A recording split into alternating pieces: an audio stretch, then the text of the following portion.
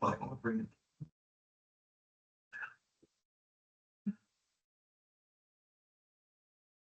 It also is here. One school day wasn't. Been playing sports grades, but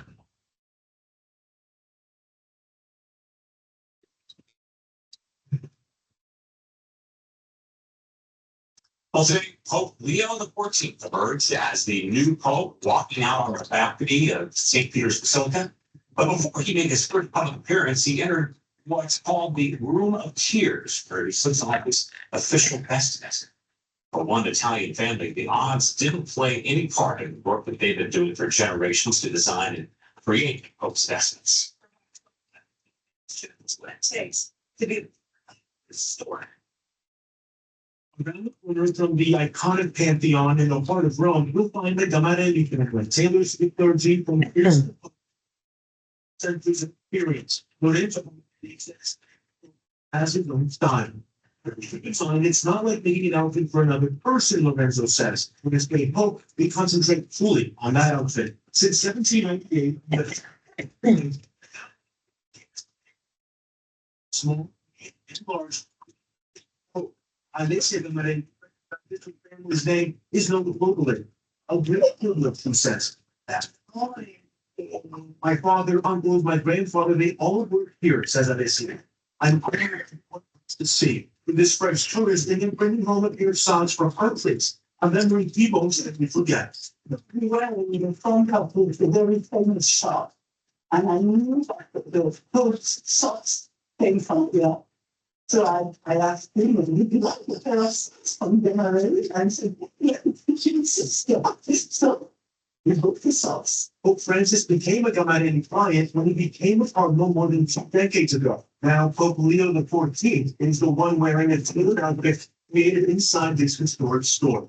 The copy of the latest Pope, says Lorenzo, we were only able to guess Pope Benedict would be elected. All others were a surprise. A surprise thousands waited to witness through St. Peter's Square.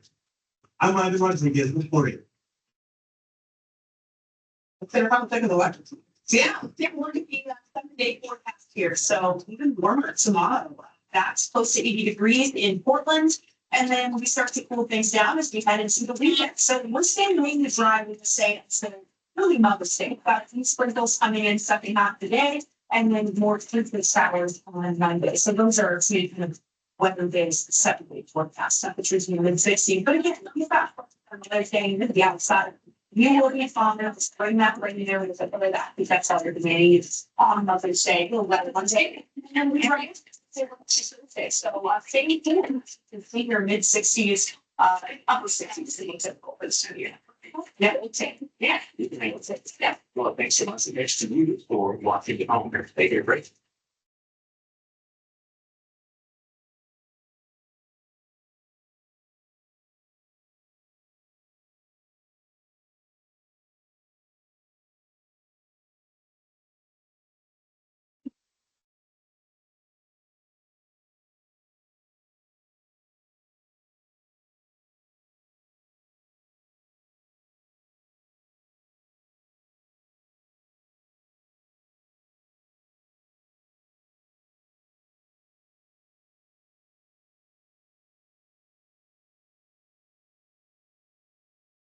Thanks for watching Foxwell Oregon News.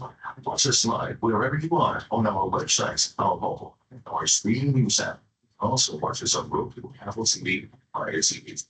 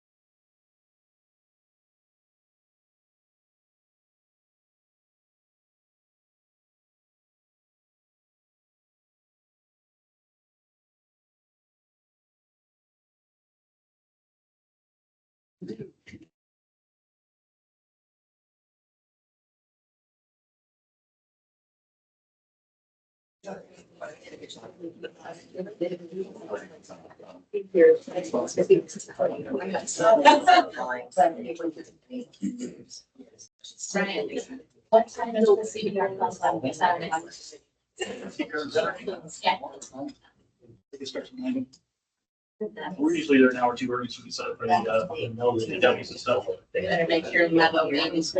Yes.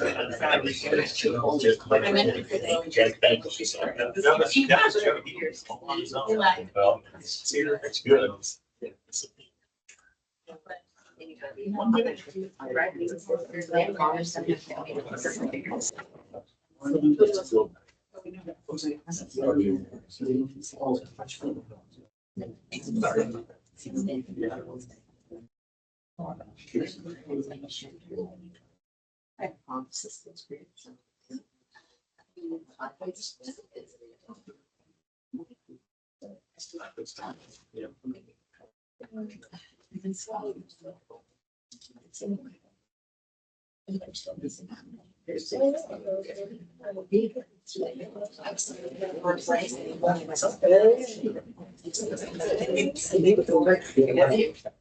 Ladies and gentlemen, welcome. Thank you for showing up tonight.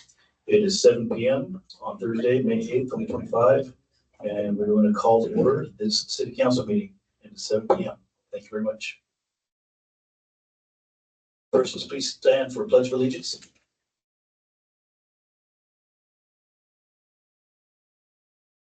Pledge allegiance to the flag of the United States of America and to the republic which stands one nation under God, indivisible, with liberty and justice for all.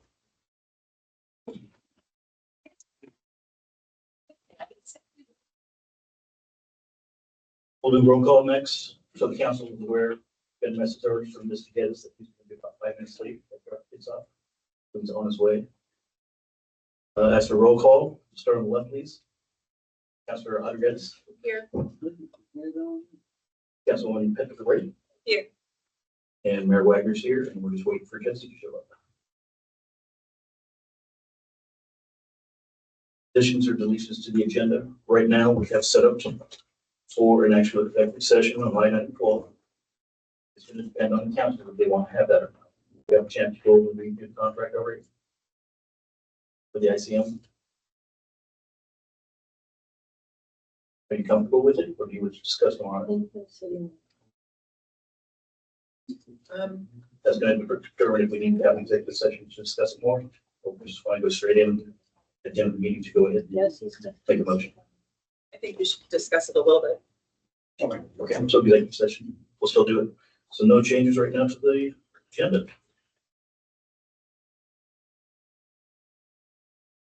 First thing you look at on 5 is the consent calendar. The approval of minutes, special city council meeting for April 9th, 2025.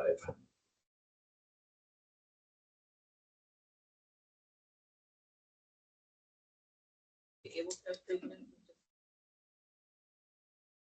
Gonna look over it. Well, we should actually wait till we have a full quorum, which is normally 3 people, even though others thought different before. So I just wanted to make sure that more. Yes, so right now, let's go ahead and discuss the approval of minutes, see if you have any problems with it. And if not, then once Jesse gets here, we'll go ahead and make a motion. How's that sound? Sounds like a plan.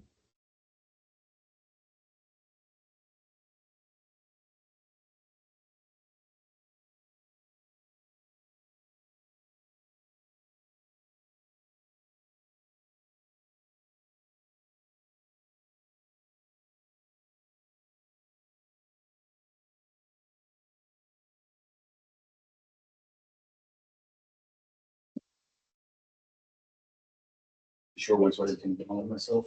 Yeah. It's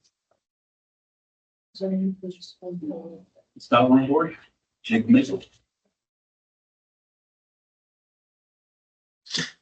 Mayor Wagner, while we're waiting for Councilor Jesse Geddes, we could skip to public comment. So we'll move from 6 up to 5 and move 5 down below 6. Thank you very much. Good idea. Ladies and gentlemen, it's time for public comment on non-agenda items. The city council values and welcomes public input on matters of city concern, please address the council as a whole rather than individual council members. The council may direct staff to resolve the issue or schedule the matter for further council discussion. Public comment is limited to 3 minutes per person with an optional 2 minutes for council questions and answers. If you wish to address council, please come forward to the podium and identify yourself with name and address for the record. Please.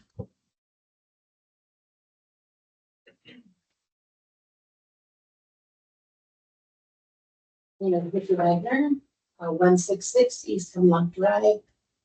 Thank you guys for listening to me. I know that there has been an uptick in graffiti. And I just wanted to let folks know that we have started to clean that up. We're working with the Woodburn and Jervis Post Office.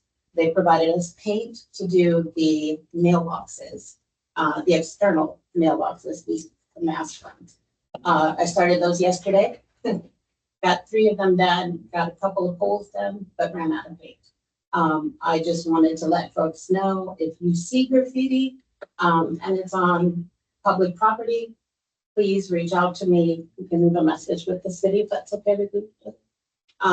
And we'll try to get out there and get it done. We've also been fortunate that Public Works has been really gracious in giving us rags and such to help.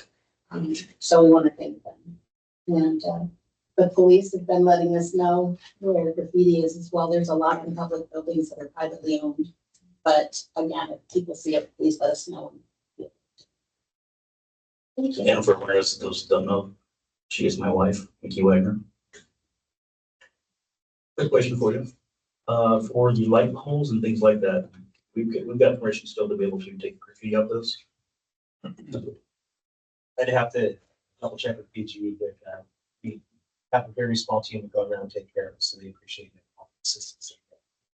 Yeah, we were able to get a hold of the post office. I know that, and they were really helpful. We're in the post office to provide a bunch of materials. Thank you.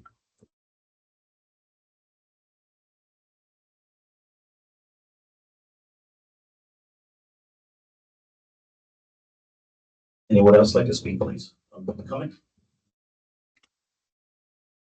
Go ahead. Sure. I'm age before you. Really aged.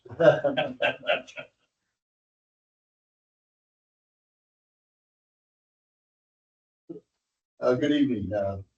My name is Mike Clark. I live at 845 First Street here.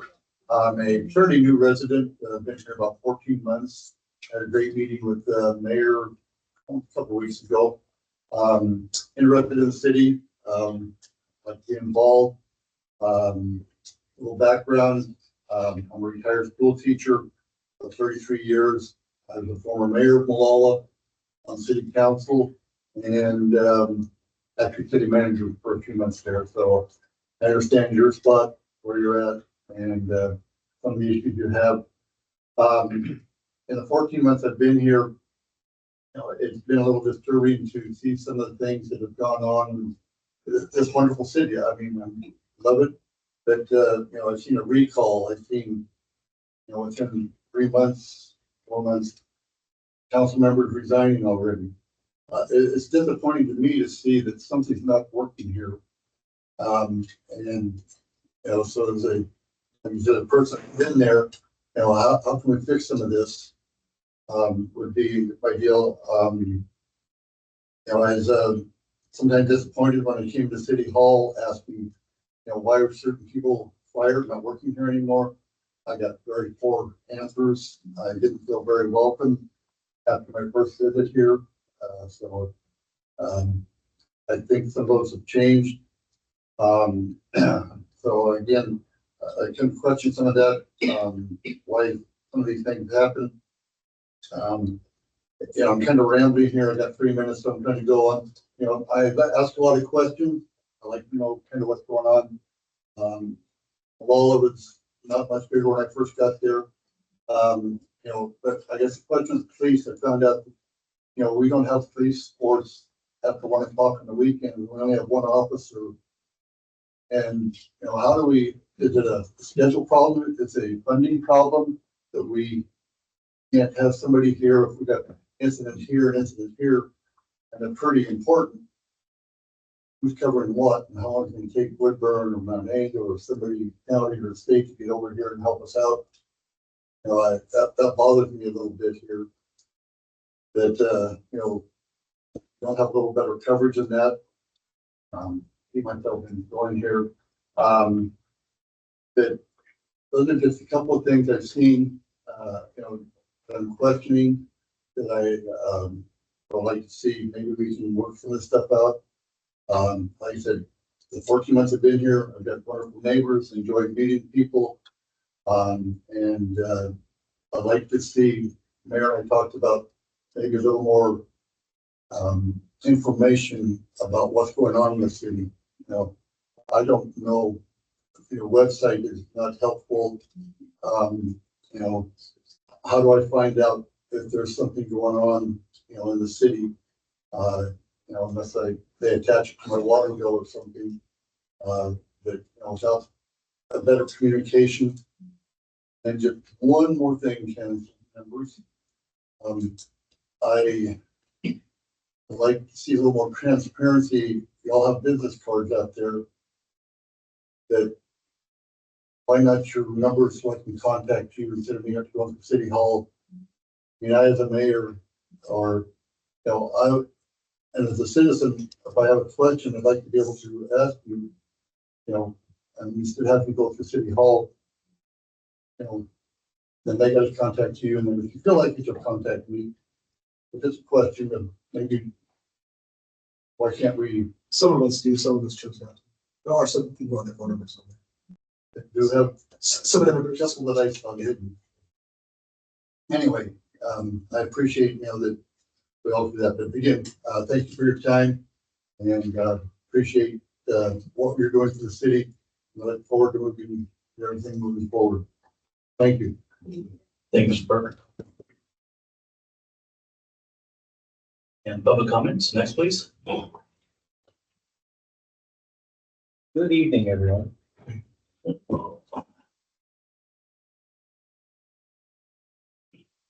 You know, it's new for me to be on this side of this, so bear with me here. I'm Michael Gregory, 3457 7th Street, Jersey.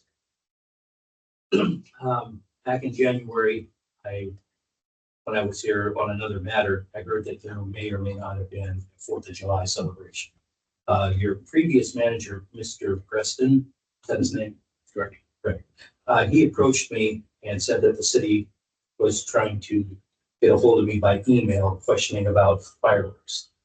And then I heard rumors that, or actually, like you said, that they were going to have a 4th of July. So I wanted to give an update on the firework end of it, which I was asked to try to head up. And I filled out an application. I got the signature from our police chief, Woodburn Fire District. They give us their signature. And also, I wanted to hand it to our fire district in Woodburn. They gave us a $400 donation to make sure that Mark Van Loo, my high school buddy, is going to be here with the fire truck. They did say they're going to waive that fee. But if there is a call, Mark will have to peel out and then he could come back. But they definitely will wet down all the ground and they will take care of all that. So I submitted the application after getting all those required signatures. There is $100 fee for submittal. I went ahead and covered that, hoping for reimbursement later. Then it sat at the fire marshal's office for like 3 weeks. Because I don't let anything sit. I take care of business. I don't let anything dangling around. And I hadn't heard anything. Well, I talked to Pamela at the fire marshal's office, and she said, "Oh yeah, it's sitting right here on my desk, but you know, we got to the 4th of July." But she said she'd process it this week. Once I get that back, I should get it by email, I'll print it, I'll come and submit it to the city so they have a copy. And at that point, I will be getting a hold of our firework distributor, and they'll want to know what our budget is on fireworks. And once I have the permit, and she can get that and get the invoice, and I can submit that invoice to the city, so we all are on the up and up. But just also wanted to be, I've been I've been doing the 4th of July for like the last, heavily involved in chairing it for like 17 years. And I still feel like I want to be part of it, not just, on the sidelines. So keep that in mind, council, when you make your decisions. Other than that, I would like to ask if you had any questions of me while I'm here. No, personally, I just want to say thank you very much for volunteering again. Because you are an integral part of this 4th of July. Honestly, appreciate what you do. I do know for a fact on the last council meeting we had at the budget, there was no wiggle room there for fireworks. It's a little bit more than normal due to the cost of living going up and everything else. But we really appreciate it. Yes, thank you for getting the stuff put in. We appreciate that. Just to clarify, Michael, it is 3,000, right? That's what we agreed upon. I am up here to do whatever I'm instructed by whoever's supposed to be instructed. Take it, it's usually always been the council, the approval of expenditures on public entertainment. Correct. The goal tonight is to try to set in place, have an interim city manager, hopefully, to start Monday. If that happens, then we'll be discussing with him, find out what the budget is and get back with you as soon as we can. Cool. It makes me feel pretty warm inside to know that I'm still part of, this wonderful celebration. But thank you.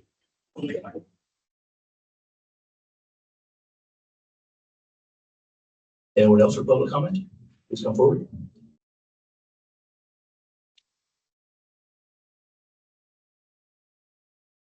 Nobody on the screen? No hands up?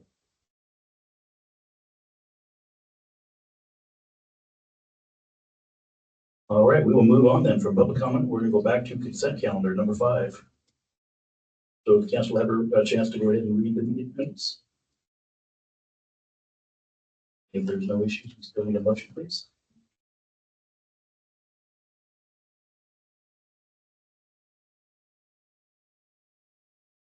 I should make a motion to approve the minutes for April 9th, 2025 at 7 p.m. Second. We had a motion and a second.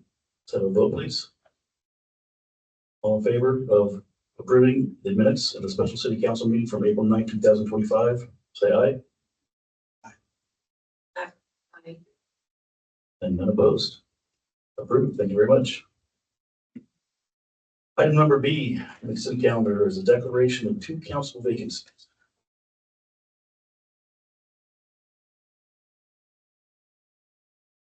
We have 2 council vacancies come up.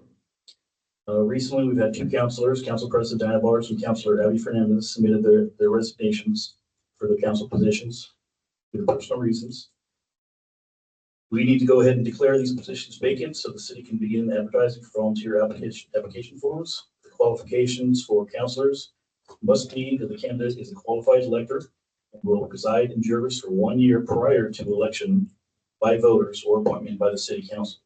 For the Jervis City Charter, Chapter 7, Section 27. I move to accept these 2 resignations and declare 2 positions vacant of the city council. You say you made a motion? Yes. Second. A motion and a second. Please vote on them. All those in favor of accepting the 2 resignations, declaring 2 positions vacant on the city council, say aye. Aye. Aye. And none opposed. Motion passes. Thank you very much. I have a question though. So what does that look like for people who want to get involved? When will the applications be on? I guess, I apologize. I believe it's at the end. There's a.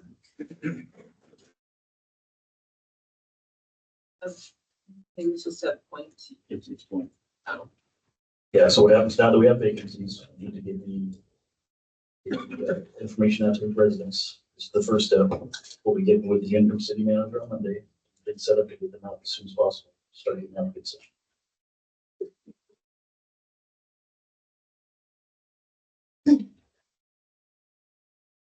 Next item on the agenda is a public hearing.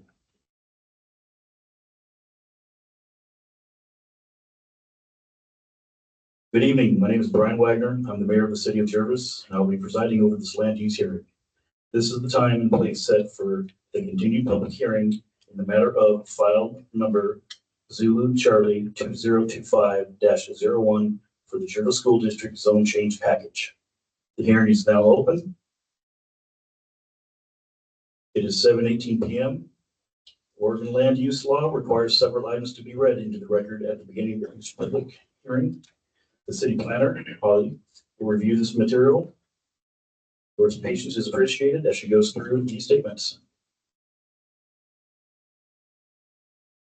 And the criteria upon which this case will be decided are found in the Jervis Development Code, the Jervis Comprehensive Plan, and the Oregon Statewide Planning Goals. The specific criteria are summarized in the staff report and will be reviewed at this hearing. All testimony and evidence received during this public hearing must be directed toward these approval criteria or to such other rule, law, regulation, or policy which you believe to apply to this case. An issue which may be the basis for an appeal to the Land Use Board of Appeals shall be raised no later than the close of the record at or following the final evidentiary hearing on this case. Such issue shall be raised with and accompanied by statements or evidence sufficient to afford this body and the parties to this hearing an adequate opportunity to respond to each issue. This case will proceed with the staff report and any other comments from governmental agencies in attendance, followed by those who are in support of the application. All those opposed to the application will be allowed to speak, followed by those with general comments who are neither for nor against. Finally, the applicant will be entitled to a rebuttal period, including any questions this body may have of staff or the applicant. All speakers should limit their comments to 3 minutes. All speakers, please state their name for the record and provide their mailing address to staff. Please try to avoid repetition if someone else has already expressed the same thoughts. It's perfectly all right to state that you agree with the statements of that previous speaker. Please be assured that everyone will have an opportunity to speak. If you have documents, maps, or letters that you wish to have considered by this body, they must be formally placed in the record of this proceeding. To do that, either before or after you speak, please submit your materials to city staff. Prior to the conclusion of the first hearing on a land use application, any participant may request an opportunity to present additional evidence or testimony regarding the application. If such a request is made, it will be up to this body to determine if the hearing will be continued to a time and date certain, or if the record will be kept open for submission of additional evidence or testimony. Thank you. Thank you, Holly. With that out of the way, we need to ask the audience and fellow councilors a few questions. First, does any member of the audience have any objections to the notice that was published? Second, does any member of the audience wish to challenge the jurisdiction of the city council to hear this matter?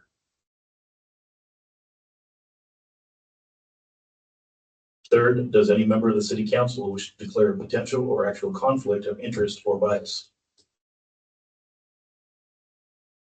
I'm not declaring that I have an input to anything, but I am an employee of the school district and I just want that to be known. There's no changing money coming to me in any way, shape, or form. I'm just strictly an employee of the school district.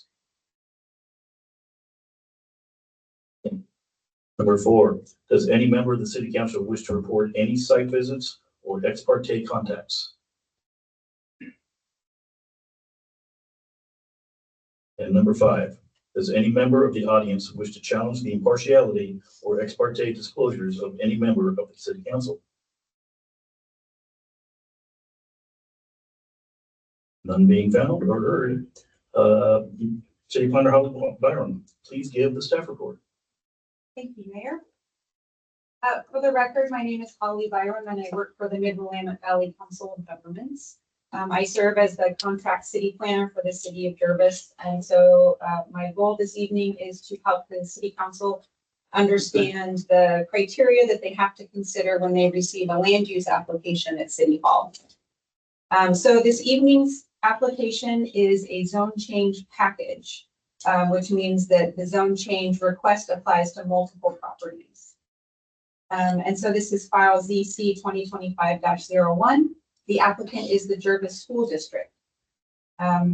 What is requested is to change the zoning on a number of different properties from a residential designation, either an R1 or R2, to a public zone. And so the city council has a staff report in front of you this evening. It's a pretty straightforward staff report. You will see longer staff reports in front of you over the years. Just as a brief refresher, in Oregon, we use a 2-map system where we have an underlying comprehensive plan map that has the basic land designations. And then over the top of that, we apply a zone map that sometimes have more details and refined zones. And so in Oregon, all cities have to maintain their long-term land supply for both employment and residential land, but you also need a supply of public land for your public facilities. In this case, well, in all cases, both maps have to agree. In this case, the maps don't agree. And so what the applicant is proposing is to bring them into compliance so they agree. So on page 2 of your staff report, you'll see that currently the comprehensive plan map has the subject school properties as PU designation, which is public use.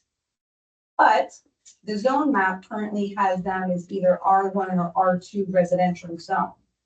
So the school district is proposing to take all those properties that are already used for the public schools and to transfer them into a public zone that was intended by the comprehensive plan. On page 3 of the staff report, you'll see there's an aerial photo the applicant has provided with the outline of the properties. So you can see this includes the high school, the middle school, the track property, the district offices, the elementary school, and the associated play fields. So at the bottom of page 3, I'll touch on this in a few minutes, but what this map is, this is called a buildable land inventory. And every so often, a city needs to revisit its land supply to determine if they need to grow or not.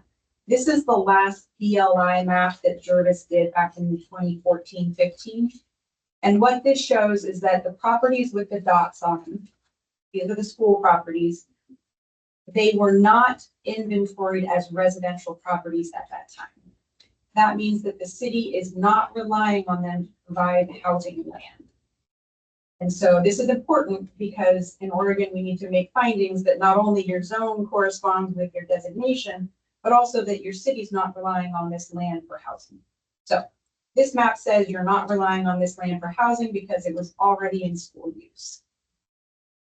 On page 4 of your staff report, there's a table of the properties specifically. You'll see they're listed by tax lots. They don't all have addresses assigned. So all that information is there.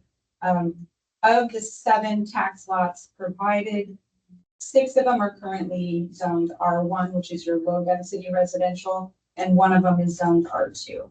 And all of them are proposed to be zoned PF, which is public facility.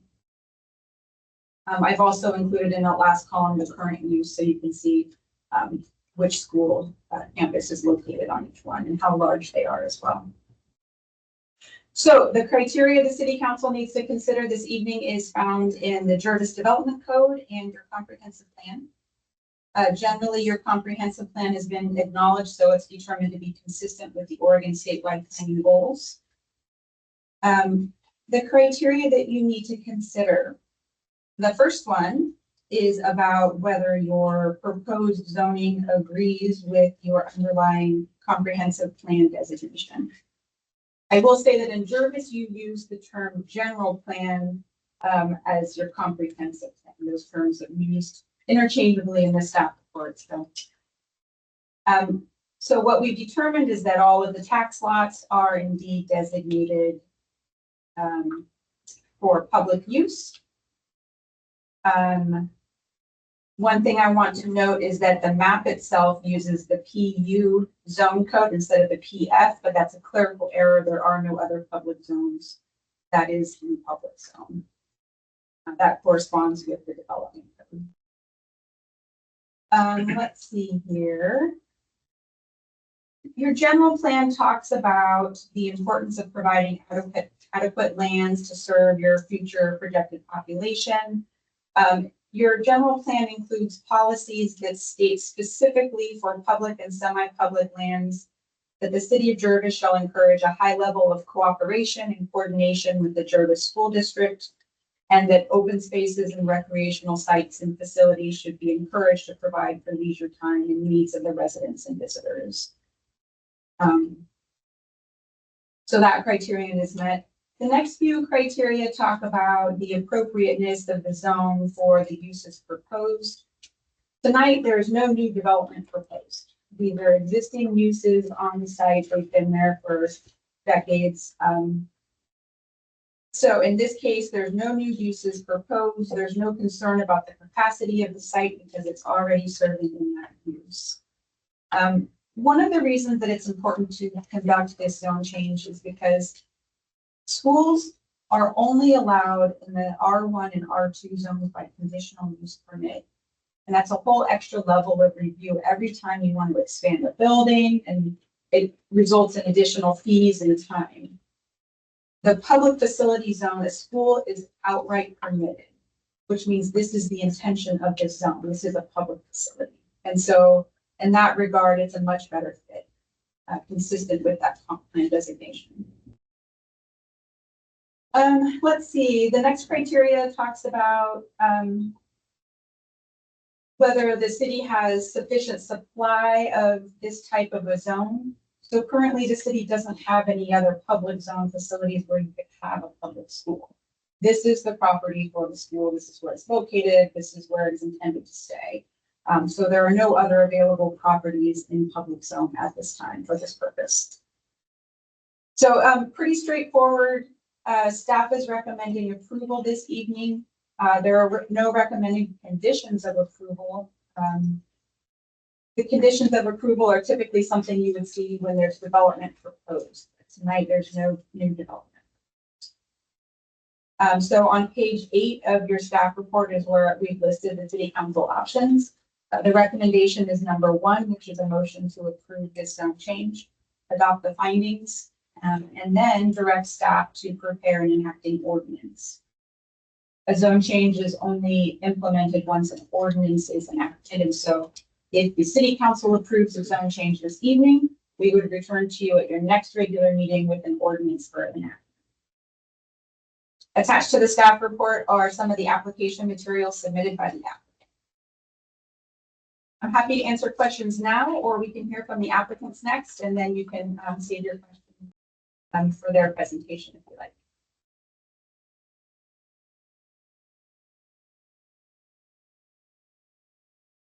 Are there any questions of staff or the council before we continue accepting testimony?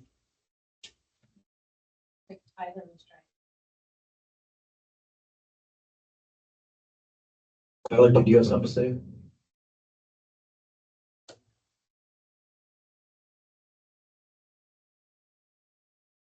No, I don't. Thank you.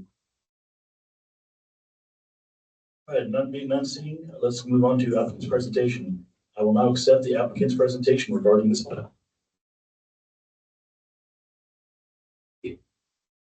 Yeah, printed out in PowerPoint.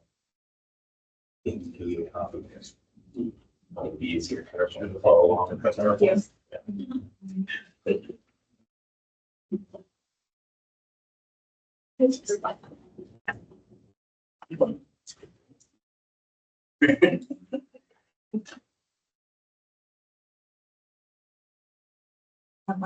perfect. Have extras.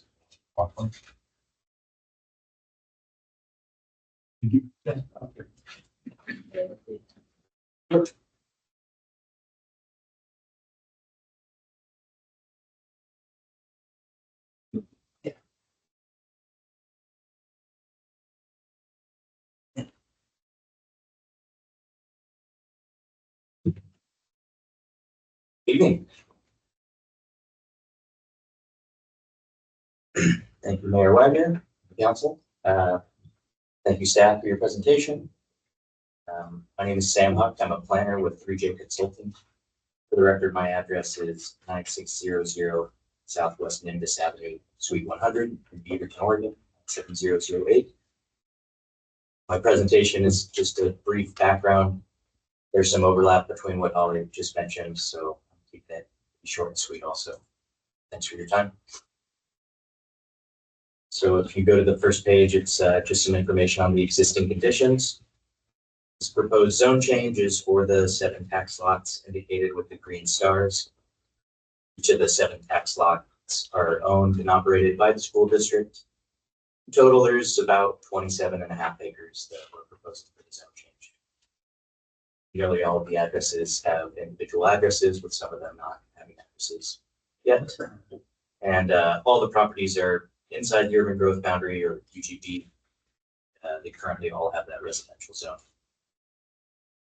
This page. So this just outlines the current comprehensive plan or general plan designation. As Holly mentioned, this gives the properties their underlying land use designation. The current comprehensive plan was approved, and this map was approved in 2023. And all the properties proposed for the zone change have the underlying comprehensive plan designation as public use. So we're not proposing to change this underlying public use comprehensive plan designation. Just want to make that clear. We're just trying to align the zoning with the comprehensive plan designation. So here's the current zoning on the next page. The larger property in the dark orange is the medium density residential, or R2 zoning designation. That's where the middle school and high school are located. And the rest of the district properties, which include the elementary school and other facilities and fields, those are zoned in that lighter yellow, low density residential or R1 designation.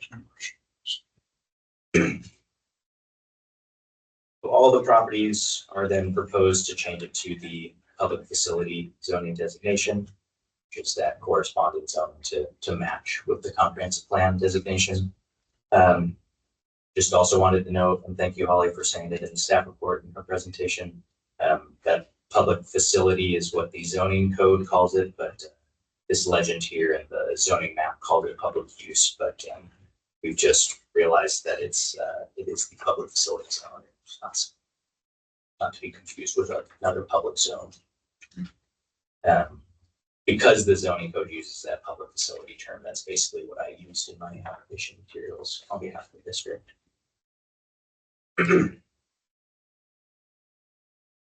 So yeah, just to sum it up, the application is about aligning the zoning with the general plan. Staff has found that the application is consistent with the underlying public use general plan designation. Changing the zoning won't affect the supply of vacant or buildable land in the city. This won't have any effect on any adjacent properties, just focusing on the school district here. So yeah, that's all I have this evening. Thanks again for your time, Mayor, councilors. Can answer any questions that you guys might have. Yeah, I have one. I think I know the answer to it, but I just make sure I understand things correctly.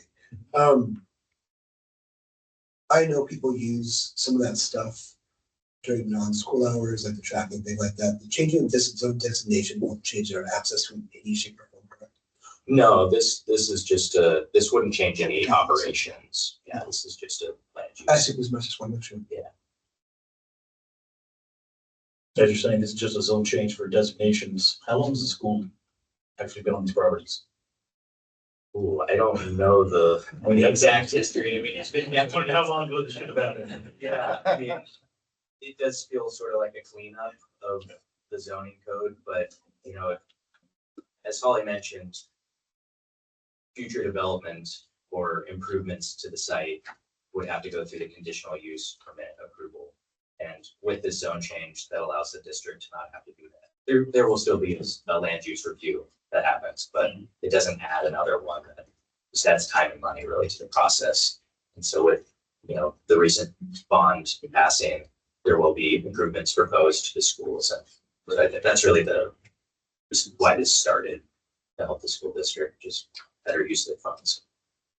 Thank you very much. Yeah. Thank you. I'd like to make a motion to approve zone change files You've got. Oh, just joking.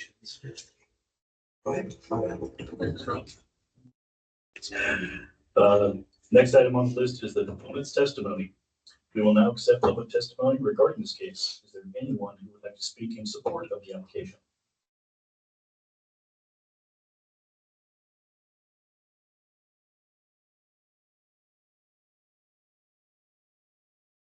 Evening, my name is Danny Stevens. I'm the superintendent of the Jervis School District, and who would have thought 50 weeks ago that this is where we would be after we passed the bond after over 8 attempts over the last 37 years. And so, you know, it is just a kind of a logistical housekeeping piece because slowly the school district kind of expanded and developed some of the properties, but I think that in the summer of 2026, which we're going to call the summer of chaos and mayhem, all of the construction that's going to be happening, that you're going to see the efforts of your, your desires and your efforts come to fruition. And I just want to thank everybody who was part of the process in getting this bond to pass.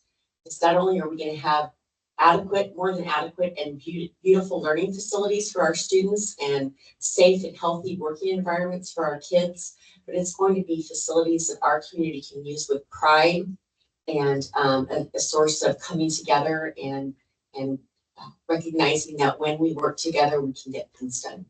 And so I just want to say thank you for your consideration, and I'm more than happy to answer any questions or give any of you a shovel if you'd like to come help. Thank you, Betty. Any other proponents? Not seeing any, we'll move on to the opponent's testimony. Is there anyone who would like to speak in opposition to the application?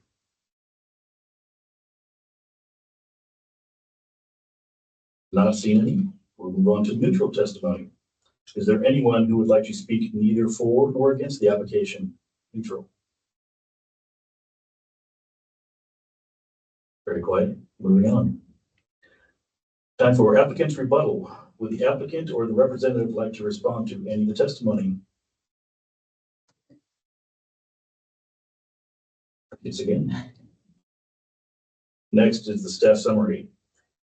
Do any counselors have clarifying questions for the staff? Does staff have any final comments in summary?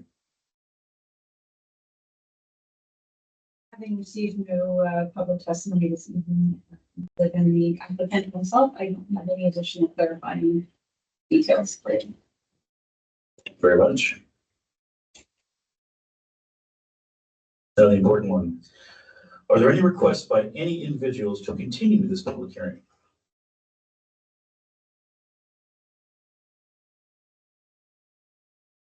No. So before I close or continue the public hearing, are there any additional questions from the counselors or staff or anyone? As a reminder, once I close the hearing, only counselors or staff may speak. None. Public testimony is now closed. I'm closing the public hearing at 7:42 p.m.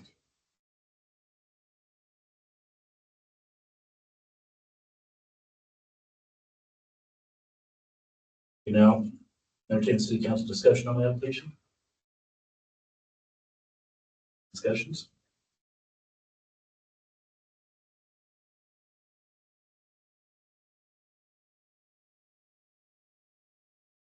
Thank you for everyone for showing up and being part of this public, or part of being part of testimony this evening.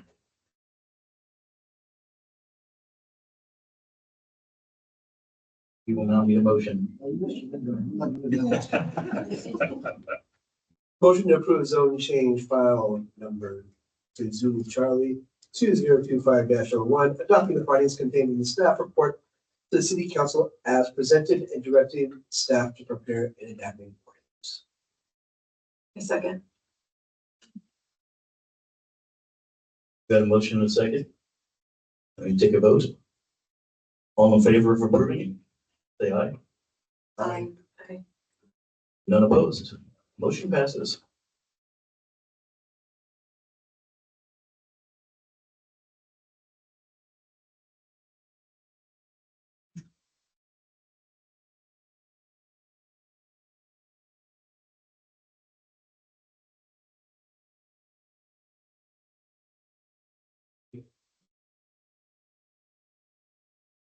One last item I see is a notice of decision and appeals rights will be mailed to all participants.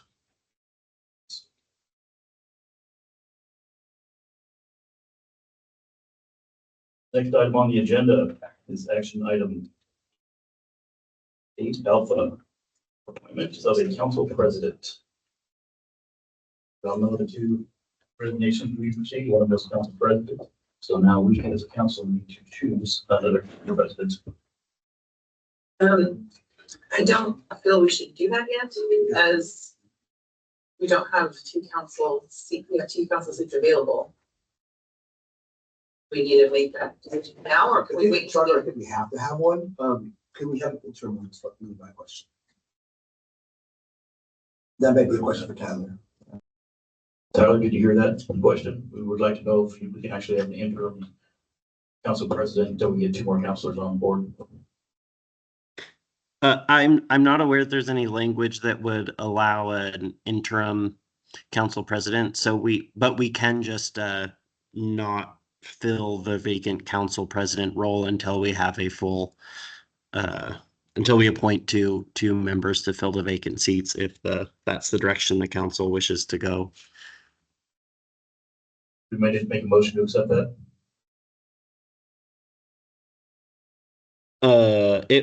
That would just be more of a consensus decision if that's the council consensus on how to proceed. For the rest of the council, I'd like to wait to have two more positions filled. Yes. Yes. Yes. So Okay, we- Brian, Mayor, that means you can't miss any meetings because we don't have a backup for you. I don't plan on missing any meetings.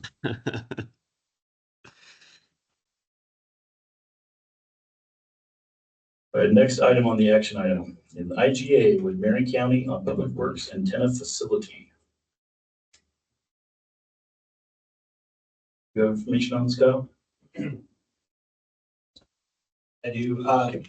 The past several decades, Marion County's had equipment mounted to our public works facility, specifically a plan for a radio communication system. And it's been more of a handshake agreement in the past. They're looking to expand the capacity of that, update some of their equipment, and relocate that. So we asked for a more formal agreement, to essentially limit the amount and location of equipment mounted to the walls or facilities, because we do have some proposed changes potentially coming up within the facilities. And it's just more of a formal agreement or an extension of what they've been doing for several years already. Tyler, we asked him to review the proposed agreement, the IGA between Marion County and Jervis. And I don't believe we had any objections to the language to the way it was written. Is that true? That is correct. I did review the IGA and I had no concerns with the obligations on the city, as well as the expectations of the county with that. And I know that our city engineer reviewed that agreement as well and didn't have any, I guess I would call those more practical concerns with the proposal.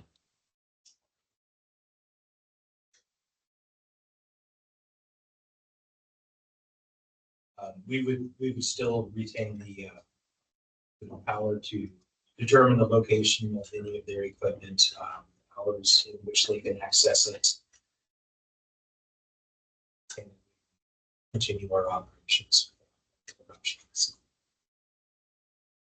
You're fully confident we should go ahead and move forward and approve the IGA? Yeah, in fact, I've spoke with the people proposing the changes here, and we could actually clean up the facilities.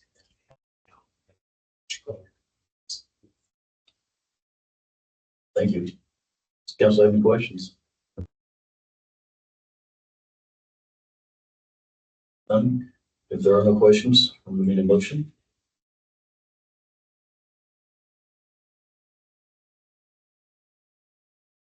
I move to approve the IGA with Marion County on Public Works Antenna Facility and authorize the mayor and president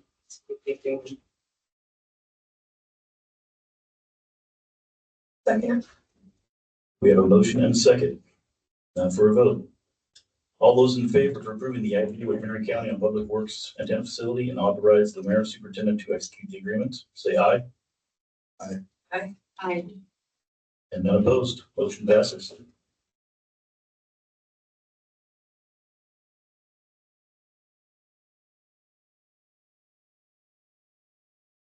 Next item on the agenda is discussion of a profile and engaging a firm for recruitment of the next city manager. I'd like to propose we actually hold off on this until we actually have an interim city manager in place to give us some insight on ourselves. Agreed. All right, so we'll hold off on 9 for a later time after we have an interim city manager to discuss it with and the full council. Agreed. On to number 10, staff reports. Police Department. All right, good evening, everybody. So for calls for service and officer initiated calls, we had 192. We had 7 arrests, 26 traffic offenses, 13 traffic warnings. Assisted agencies outside city limits 8 times, assisted agencies inside city limits 2 times.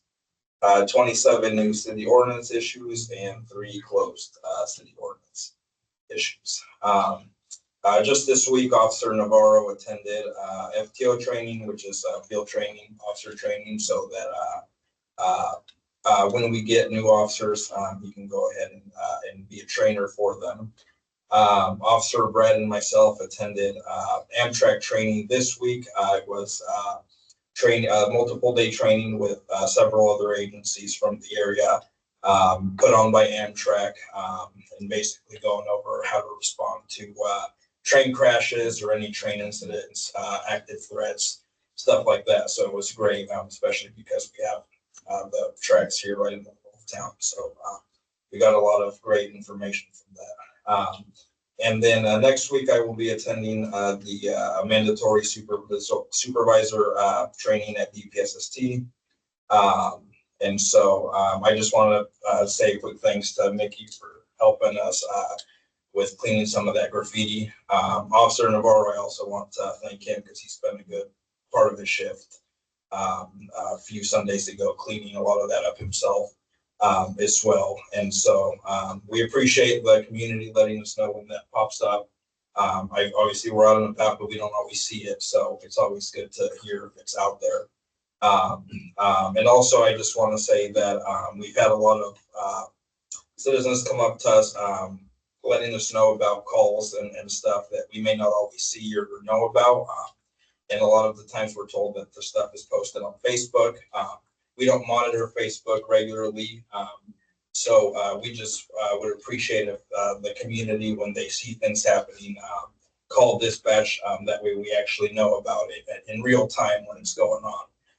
Because it's hard to investigate things when it's put on Facebook and then we don't learn about it till days or weeks later. So it would help us a lot. And sometimes even if we don't have officers on, Marion County has been great, especially recently, about coming out and handling calls. We don't have anybody on. So we've been in communication with them and they understand that we're low staffed at the moment. So they've been very willing to help us out. So that's all I got. Thank you very much. Public Works, Kyle. Well, we have good news here. After the long search for a utility worker, we have come to agreement with somebody who will be starting on the 27th of this month. Forward to welcoming Mike Young. He has quite a few years of experience in most of the fields that we deal with, so really welcome he's in the team. And see him around town, welcome him aboard. Another thing, potholes, they've been a very constant topic after this winter time, specifically one by the post office that was able to be repaired, with a large order of our patch material that finally came in and that was done. Several more will be done throughout the city, as well as some hot asphalt repair work, which will begin probably early June. We've had some old utility repairs Some of them dating back to about a year and a half ago. Those things will be permanent fix, which would be nice to have those finished. I'll touch on the graffiti too, since that's been a very hot topic. I'd like to thank Officer Navarro. He did take a significant amount of time removing graffiti on one of his shifts there. Made a significant difference. And then we've been working with Mickey and her team, removing graffiti throughout the neighborhoods. That's been a large help. Public Works has been contacting residents as they see it pop up, or businesses in certain cases to cooperate in getting that removed in a timely manner. We all think that helps improve the look of the city. And touch base, we did the annual city cleanup on April 26th, and that was actually quite a bit of fun this year. There was a large demand for all the services that were offered and provided to the best of our abilities. We don't have the final figures in yet.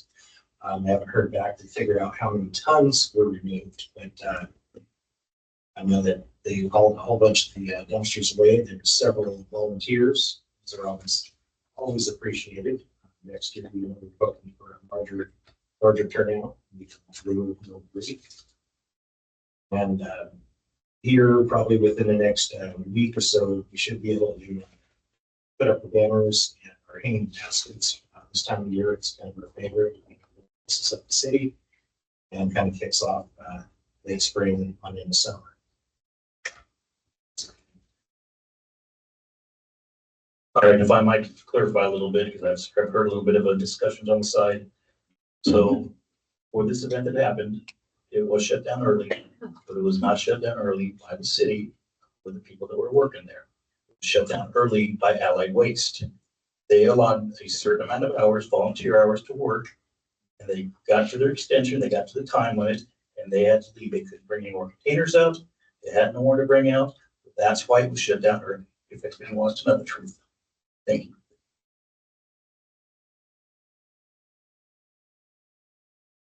Next will be the check register for the city manager. Sorry. We're a secondary role tonight, city manager for the meeting. Anything to pass down? Sorry, kind of in an awkward position. We understand you're a busy person. Just any questions on any of the checks? Okay, thank you very much. Next, we're moving on to mayor or council reports. I don't have any reports. I've already discussed the cleanup and we're going to 4th of July. Anyone else?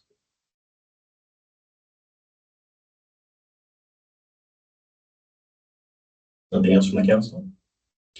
All right, ladies and gentlemen, next item on the agenda is an executive session.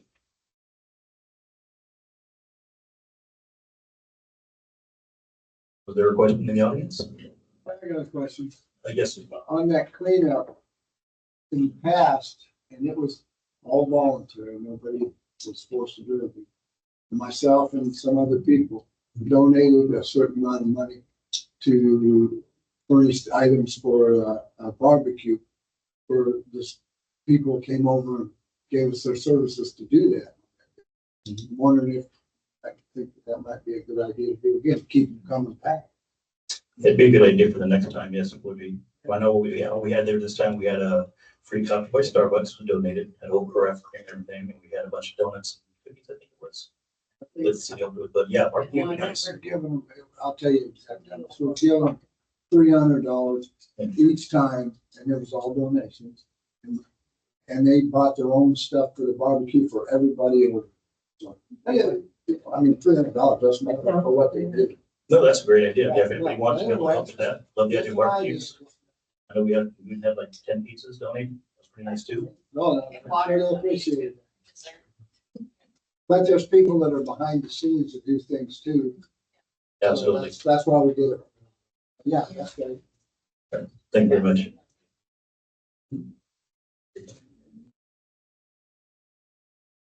Hey, Brian, before you close, Michael Gregory, 3457, Jervis, 97026. I did forget, I went ahead last year at the end of the 4th of July, I went and I reserved the dump tank for this 4th of July ahead of time before it was taken, and I didn't ask permission, but I wanted to let you know that the Kiwanis, Bernadette, she has us down as obligated to get the dump tank. If we don't want the dump tank, we're not gonna use it, we need to let her know that we're not going to do it this year. It's been confirmed. Many people want to dump the mayor. Take a lot of money. That's right. Come on down. Any other comment before we go into executive session? Yes, sir. Just want to introduce myself. My name is Omar Ortiz. I'm the new fire marshal, your fire marshal. So I'll be at Station 21, but I take a day a week and I come out here and drive around. If anybody sees it, please go ahead and stop. I have some business cards to give out and I'll ride my personal cell phone out around it as well. Body needs. I'd like to be the person welcoming. And here's my card.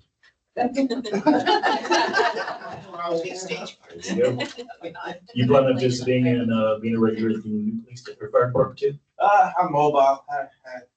I'm a recovering operations guy, so I don't like being in the office. So, Beautiful. Boots on the floor, huh? You gonna be there Saturday? if you need a translator, you'd be. That's a good possibility right now. Yeah, but in regards to the station, we're looking at end of July termination and occupying it.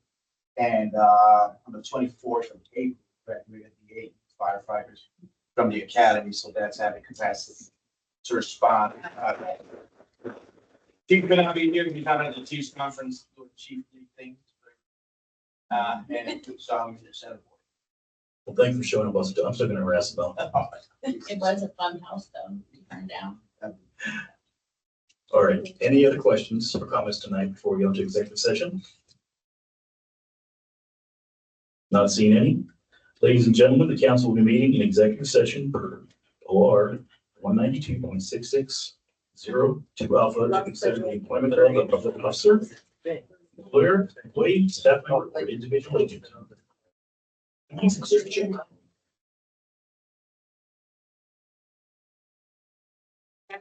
Yeah.